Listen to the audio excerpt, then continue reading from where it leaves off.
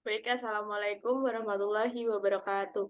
Hmm, Waalaikumsalam. Perkenalkan, nama saya Yulia Rahmawati dengan NIM 321-142-1040 dan teman saya Ririn Tri Ramadhani dengan NIM 321-142-1035. Pada kesempatan kali ini, kami akan memaparkan sedikit hasil dari diskusi kami mengenai dampak negatif dari perkembangan teknologi.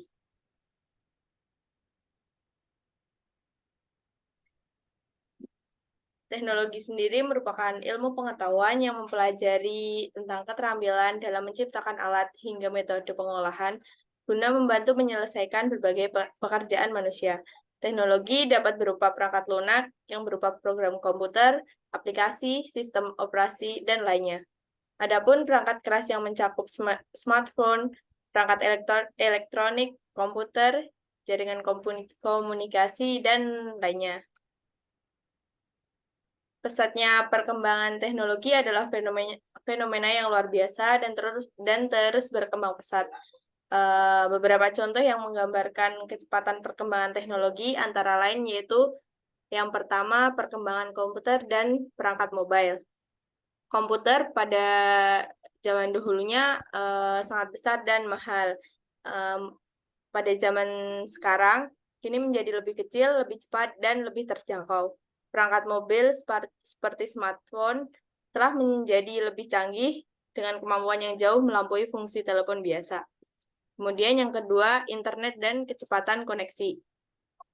Kecepatan koneksi internet terus meningkat dengan adopsi jaringan 4G dan 5G yang memungkinkan akses yang lebih cepat dan stabil ke konten online.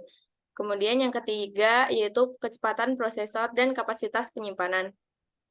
Prosesor prosesor komputer dan kapasitas penyimpanan telah mengalami perkembangan yang luar biasa. Prosesor yang lebih cepat memungkinkan komputasi yang lebih kuat dan penanganan data yang lebih efisien. Kemudian yang keempat ada Internet of Things atau IoT. Perkembangan IoT telah memungkinkan objek sehari-hari terhubung ke internet dan berkomunikasi satu sama lain. Ini membuka peluang untuk aplikasi yang luas, mulai dari smart home yang terhubung kendaraan otonom hingga kotak pintar yang menggunakan data untuk meningkatkan efisiensi dan kenyamanan. Kemudian yang kelima ada kecerdasan buatan atau AI. Kemajuan dalam bidang kecerdasan buatan telah mengubah cara kita berinteraksi dengan teknologi, dari asisten virtual seperti Siri dan Alexa hingga mobil otonom dan analisis data cerdas.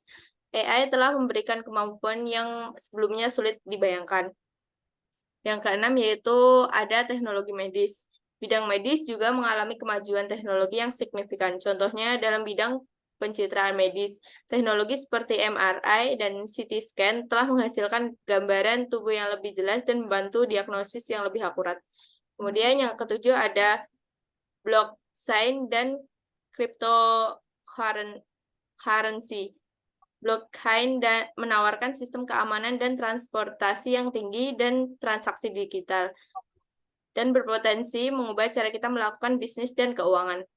Perkembangan teknologi yang pesat ini memberikan peluang besar, tetapi juga memunculkan tantangan dan pertimbangan etika. Penting bagi kita untuk memahami dan mengelola dampaknya dengan bijaksana sehingga teknologi dapat menjadi alat yang bermanfaat dan membawa kemajuan bagi masyarakat secara keseluruhan.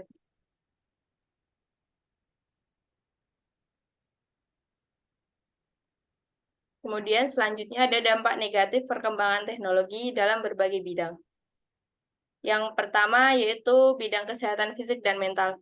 Eh, Terlalu banyak duduk di depan layar dan kurangnya aktivitas fisik dapat mengganggu pola tidur, dapat menyebabkan obesitas, diabetes, dan masalah kesehatan lainnya. Kemudian paparan berlebihan terhadap konten digital dapat menyebabkan masalah kesehatan seperti kecemasan, depresi, dan isolasi sosial. Kemudian yaitu dalam bidang hubungan antar manusia. Penggunaan teknologi yang berlebihan dapat mengarah pada isolasi sosial karena cenderung terhubung dengan dunia maya daripada berinteraksi langsung di dunia nyata. Kemudian, ketergantungan pada komunikasi digital mengurangi kemampuan komunikasi sosial tatap muka dan keterampilan interpersonal yang penting dalam membentuk hubungan yang sehat dan bermakna. Selanjutnya, pada bidang pendidikan, penggunaan teknologi yang tidak terkontrol dapat mengganggu konsentrasi dan fokus belajar siswa, menghambat kemampuan mereka untuk memahami dan memproses informasi dengan baik. Ketergantungan pada sumber informasi digital dapat mengurangi kemampuan siswa untuk mengembangkan keterampilan riset dan berpikir kritis. Selanjutnya, pada bidang dunia kerja, perkembangan teknologi seperti otomatisasi dan kecerdasan buatan dapat menggantikan pekerjaan manusia, menyebabkan kehilangan lapangan pekerjaan dan meningkatkan tingkat pengangguran. Teknologi yang terus terhubung memperpanjang waktu kerja dan mengaburkan batasan antara kehidupan pribadi dan profesional, menyebabkan stres, kelelahan, dan ketidakseimbangan kehidupan kerja.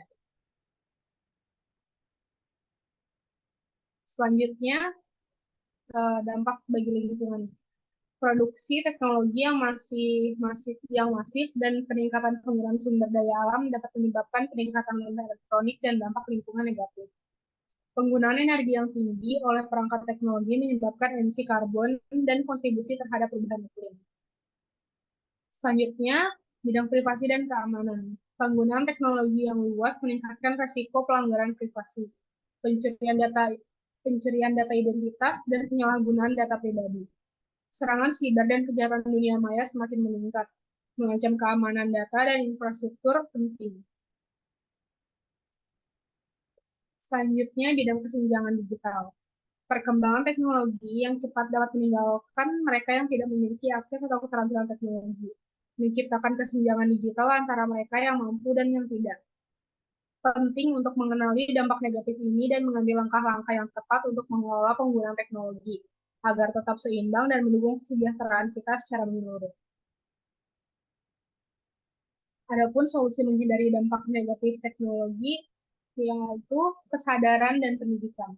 Memberikan pendidikan yang memadai kepada masyarakat tentang penggunaan yang bertanggung jawab terhadap teknologi.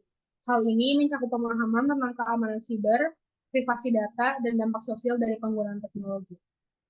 Yang kedua ada perlindungan privasi dan keamanan. Mengutamakan perlindungan privasi data pribadi dan memastikan keamanan dalam penggunaan teknologi. Menggunakan sandi yang kuat, menghindari berbagai informasi pribadi yang tidak perlu, dan menggunakan alat perlindungan seperti firewall dan antivirus. Yang ketiga, ada kesadaran terhadap dampak sosial.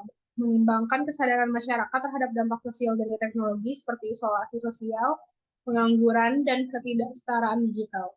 Mendorong penggunaan teknologi untuk kepentingan sosial dan kemajuan masyarakat. Yang keempat, ada kesadaran akan ketergantungan teknologi. Mendorong kesadaran akan ketergantungan yang berlebihan terhadap teknologi dan mengajarkan keterampilan alternatif yang tidak tergantung pada teknologi. Ini dapat mencakup promosi waktu layar yang seimbang, komunikasi tatap muka, dan aktivitas di luar ruangan. Selanjutnya saya kembalikan ke moderator. Baik, terima kasih. Itulah sedikit presentasi yang dapat kami sampaikan. Kurang lebihnya mohon maaf. Wassalamualaikum warahmatullahi wabarakatuh.